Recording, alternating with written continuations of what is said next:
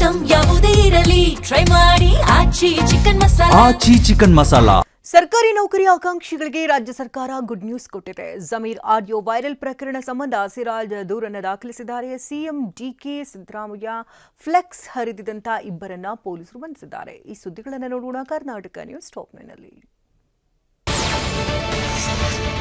ಸರ್ಕಾರಿ ನೌಕರಿ ಆಕಾಂಕ್ಷಿಗಳಿಗೆ good news ಸಿಕ್ಕಿದೆ. ಪೊಲೀಸ್ ನೇಮಕಾತಿಗೆ ರಾಜ್ಯ ಸರ್ಕಾರ ಅಧಿಸೂಚನೆ ಹೊರಡಿಸಿದೆ. ಒಟ್ಟು 3,395 ಸಿವಿಲ್ ಪೊಲೀಸ್ ನೇಮಕಾತಿಗೆ ಅಧಿಸೂಚನೆ ಪ್ರಕಟವಾಗಿದೆ. ಪೊಲೀಸ್ ಕಾನ್ಸ್ಟೇಬಲ್ ನೇಮಕಾತಿಗೆ ಅಧಿಸೂಚನೆ ಪ್ರಕಟವಾಗಿದ್ದು ಆಕಾಂಕ್ಷಿಗಳು ಖುಷಿಯಾಗಿದ್ದಾರೆ. ಬೆಂಗಳೂರು ನಗರ ಡಿಸಿ ಜಿ ಜಗದೀಶ್ ರನ್ನ ವರ್ಗಾವಣೆ ಮಾಡಲಾಗಿದೆ. ಬೆಂಗಳೂರು ಕೇಂದ್ರ ಪಾಲಿಕೆ ಆಯುಕ್ತರಾಗಿ ಜಗದೀಶ್ ವರ್ಗಾವಣೆ ಮಾಡಿ ಸರ್ಕಾರ ಆದೇಶಿಸಿದೆ. ಬೆಂಗಳೂರು ನಗರದ ಜಿಲ್ಲಾಧಿಕಾರಿಯಾಗಿ ಪಿಎಸ್ ಕಾಂತರಾಜು ನೇಮಿಸಲಾಗಿದೆ. ಬಿಡಬ್ಲ್ಯೂಎಸ್ಎಸ್ಪಿ ಅಧ್ಯಕ್ಷ ಡಾಕ್ಟರ್ ರಾಮ್ಪ್ರಸಾದ್ ಮನೋಹರ್ ವರ್ಗಾವಣೆ ಮಾಡಲಾಗಿದೆ. ಪಿಟಿಸಿಎಲ್ ಎಂಡಿ ಆಗಿ ಡಾಕ್ಟರ್ ರಾಮ್ಪ್ರಸಾದ್ ಮನೋಹರ್ ವರ್ಗಾವಣೆ ಮಾಡಿ ಸರ್ಕಾರ ಆದೇಶ ಹೊರಡಿಸಿದೆ.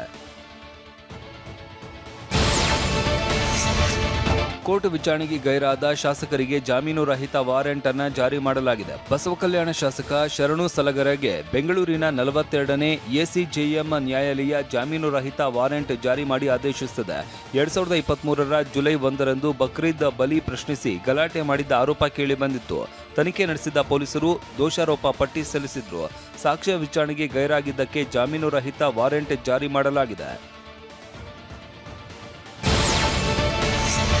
ಜಮೀರ್ ಅಹಮದ್ ಹಾಗೂ ಮೊಹಮ್ಮದ್ ಸಿರಾಜ್ ಆಡಿಯೋ ವೈರಲ್ ವಿಚಾರ ಸಾಕಷ್ಟು ಕಂಪನವನ್ನ ಎಬ್ಬಿಸಿದೆ. ಮೊಹಮ್ಮದ್ ಸಿರಾಜ್ ದೂರು ಆಧರಿಸಿ ದಾವಣಗೆರೆ ಸೈಬರ್ ಠಾಣೆಯಲ್ಲಿ ಎಫ್ಐಆರ್ ದಾಖಲಾಗಿದೆ. ಸೈಬರ್ ಠಾಣೆಗೆ ಮೊಹಮ್ಮದ್ ಸಿರಾಜ್ ದೂರು ನೀಡಿದ್ದಾರೆ.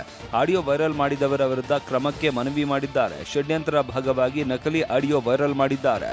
ಪ್ರಕರಣದ ತನಿಖೆ ಮಾಡಬೇಕು ಅಂತ ದೂರಿನಲ್ಲಿ ಉಲ್ಲೇಖಿಸಲಾಗಿದೆ.